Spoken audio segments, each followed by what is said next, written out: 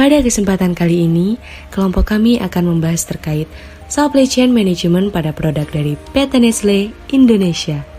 PT Nestlé Indonesia merupakan salah satu perusahaan makanan dan minuman terbesar di dunia yang memiliki fokus pada nutrition, health, and wellness. Berdiri sejak bulan Maret 1971, kini PT Nestlé telah mempunyai lebih dari 2.000 merek. Pada setiap tahunnya, Nestlé mampu memasok dengan jumlah lebih dari 10 juta pada produk makanan sekaligus minuman ke pasar. PT Nestlé juga mempunyai tagline yaitu Good Food, Good Life dengan makna bahwa PT Nestlé Indonesia dapat berkomitmen sebagai salah satu produsen pada produk makanan dan minuman yang peduli akan kesehatan masyarakat serta kesehatan lingkungan.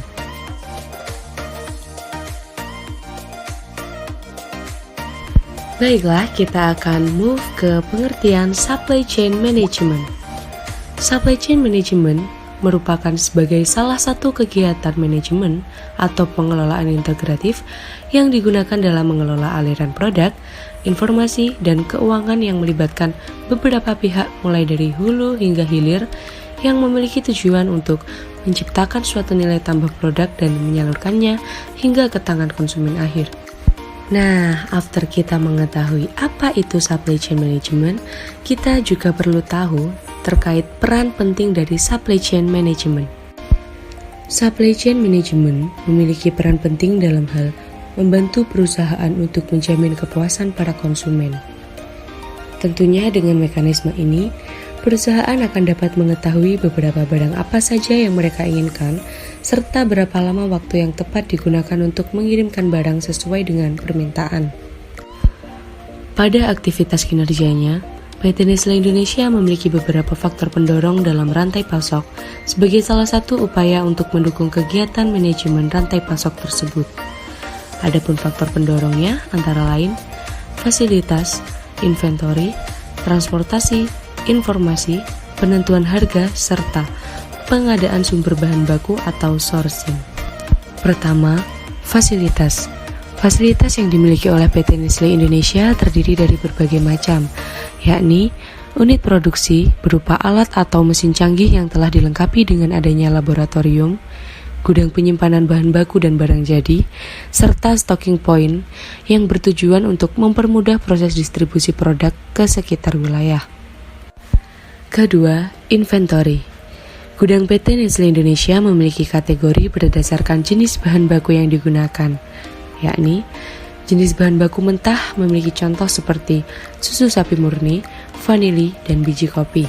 Jenis bahan baku setengah jadi seperti bubuk susu kopi dan bubuk kopi. Serta yang terakhir, yakni jenis bahan baku jadi seperti Denko, Beer Brand, dan beberapa jenis brand atau produk lainnya.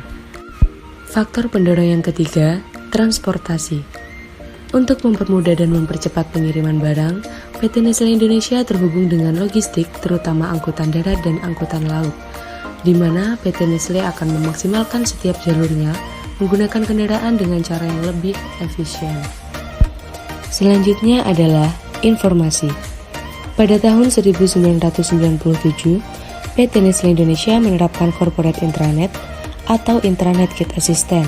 Pada tahun 2000, PT Nestlé Indonesia membuat sebuah proyek yaitu sistem ERP yang bernama GLOBE atau Global Business Excellence, di mana penerapan sistem ini merupakan hal yang paling tepat untuk perusahaan karena akan membuat lebih efektif dan efisien. Yang kelima, penentuan harga. Perusahaan Nestlé menggunakan strategi harga non-competition based pricing, di mana perusahaan tersebut akan menetapkan harga tidak membandingkan dengan kompetitornya. Margin yang didapat oleh PT Nestlé cukup tinggi karena mereka menitik beratkan pada kualitas produk yang tinggi atau high value strategi. PT Nestlé juga selalu berusaha menetapkan harga yang reasonable dengan menawarkan berbagai pilihan paket, ukuran, dan harga sehingga konsumen dapat menyesuaikan dengan kemampuannya. PT Nestlé tidak memberikan price discount pada konsumen akhir, namun seringkali memberikan pada distributor. Faktor pendorong yang terakhir yakni pengadaan sumber bahan baku atau sourcing. Bahan baku utama yang digunakan dalam seluruh produk PT Nestlé yaitu susu dan kopi. Bahan baku susu diperoleh dengan melakukan kerjasama atau mitra dengan pihak koperasi susu dan para peternak sapi yang jumlahnya kini telah lebih dari 200.000 peternak susu segar di 27 negara. Sedangkan bahan baku utama lainnya yaitu kopi, di mana sumber bahan baku kopi ini berasal dari petani rakyat yang telah menjangkau lebih dari 30 negara. PT Nestle Indonesia menerapkan tahapan supply chain yang dimulai dari supplier, manufacturer, distributor, retailer, and customer. Yang pertama ada supplier. PT Nestle Indonesia melakukan kerjasama dengan tim komersial untuk terus mengembangkan dan memperluas jangkauan pemasok bahan baku di seluruh dunia, di mana pemenuhan bahan baku utama berupa susu dan kopi dapat dilakukan melalui dua cara. Yang pertama, yakni dengan koperasi pertanian, dan yang kedua, melalui kerjasama atau mitra dengan peternak susu segar di beberapa negara. Memasuki tahapan atau proses berikutnya yaitu manufaktur. Proses manufaktur dimulai dengan tahap inbound sales logistik yang meliputi penerimaan barang dari supplier oleh perusahaan, penyiapan dan verifikasi dokumen pemesanan, serta konfirmasi barang ke supplier.